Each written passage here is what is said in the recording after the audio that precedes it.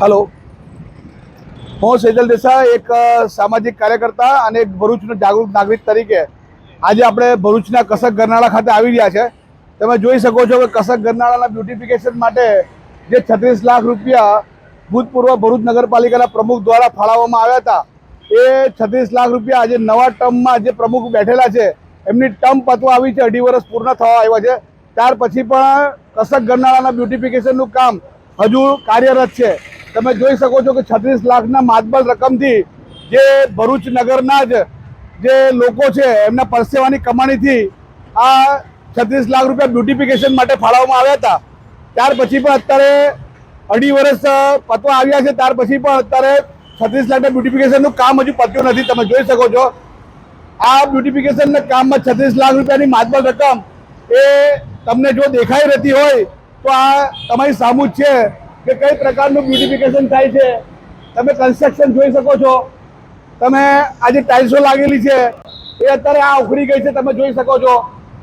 અહીંયા ઘડી બી આ જે પ્રકારના તમે જો આ પોપડા હજુ બી નીકળે છે, આ કઈ પ્રકારનું છે કામ એ તમે જોઈ શકો છો।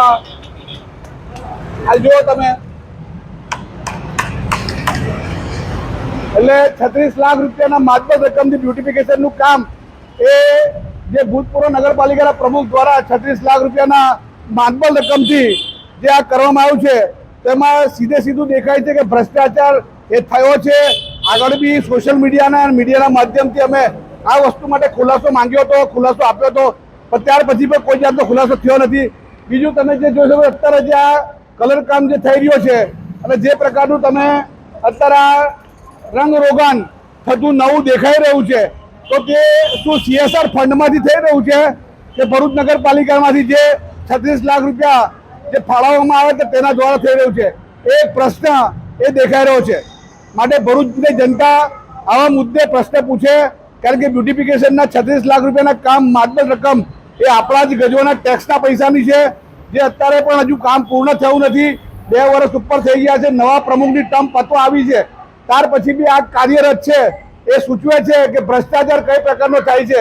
મોટી મોટી જાહેરાતો કરી, કરોડો રૂપિયાની લાખોના કામ કરી અને બાકીની રહેલી કરોડોની જે રકમ છે એ પોતાના ગજવામાં કેવી રીતે એંઠવી, એનો આ ઉત્કૃષ્ટ નમૂનો એ ભરૂચનો તમે જોઈ શકો છો।